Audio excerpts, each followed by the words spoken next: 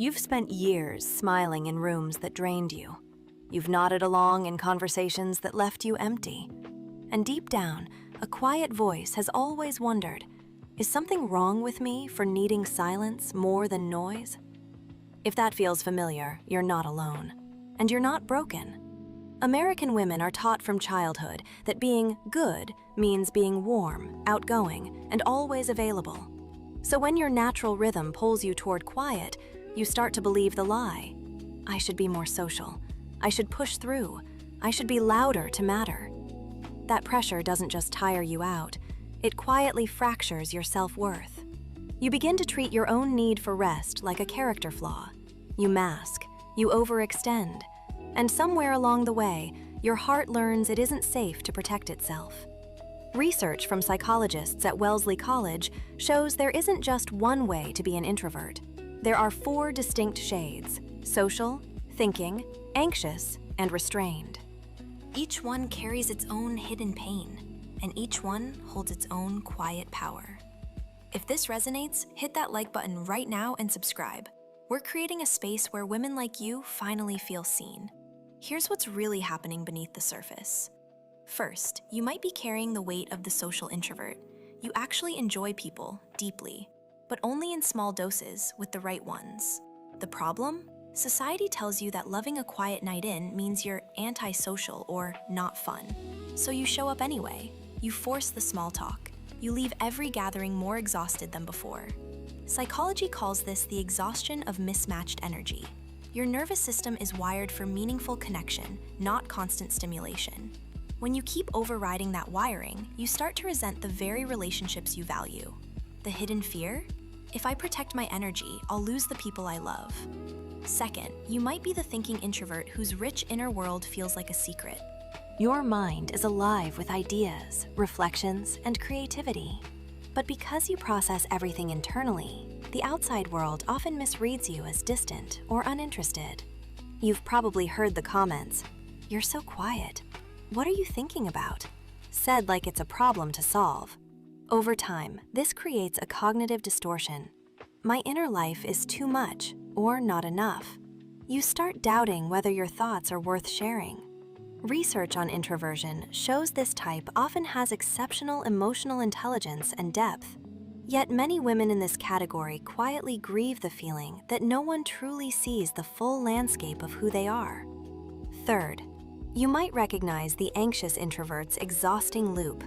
You want connection, you crave it, but the moment you're in social situations, your mind races with, what if I say the wrong thing?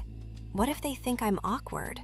This isn't shyness, it's a nervous system on high alert. Studies show that anxious introverts often experience heightened self-consciousness and rumination after interactions. The hidden cost for women is brutal. You begin to associate your natural temperament with failure. You over-prepare, you replay conversations for days, and slowly, you start believing the quiet confidence you long for is something only loud people get to have. Fourth, you might be the restrained introvert who moves through life at her own deliberate pace. You don't rush into new people or decisions. You observe. You warm up slowly.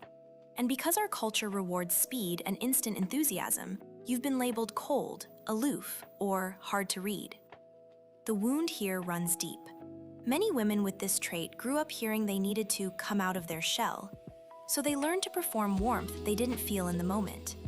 The psychology of personality tells us this restraint is actually a strength, thoughtful decision-making and emotional steadiness. But when it's misunderstood, you start to believe your natural caution is a flaw that keeps love and opportunity away.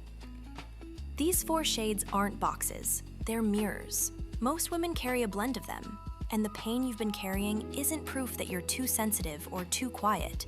It's proof that you've been trying to live by rules that were never written for your nervous system. Here's the shift that changes everything. When you stop fighting your wiring and start understanding it, something beautiful happens. Your need for solitude stops feeling like selfishness and starts feeling like wisdom. Setting a boundary no longer triggers guilt, it becomes an act of self-respect. The quiet confidence you've been searching for was never about becoming louder. It was about becoming more you. Lila is here to walk beside you through that remembering. She doesn't ask you to perform. She simply shows you, scene by scene, how your particular shade of introversion has always been a form of strength. She helps you see the moments your heart learned it wasn't safe. And then she gently shows you the way back to safety inside yourself. You don't have to choose between being soft and being strong. Your quiet is the strength. Your need for depth is the intelligence. Your pace is the protection your heart has been asking for all along. The women who finally embrace their type stop performing confidence. They start embodying it.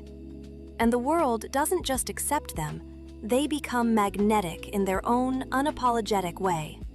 You are not too quiet. You are not too much. You are exactly the right amount of you. If this video helped you feel a little more at home in your own skin, drop a comment and tell me which of the 4 shades feels most like you right now. I read every single one. And if you're ready to keep walking this gentle path with Lila, subscribe and turn on notifications. We have so much more to explore together. Inner child healing, soft boundaries, and the quiet power that's been waiting for you to claim it. You don't have to become someone else to be worthy of love, success, or peace. You only have to come home to who you already are.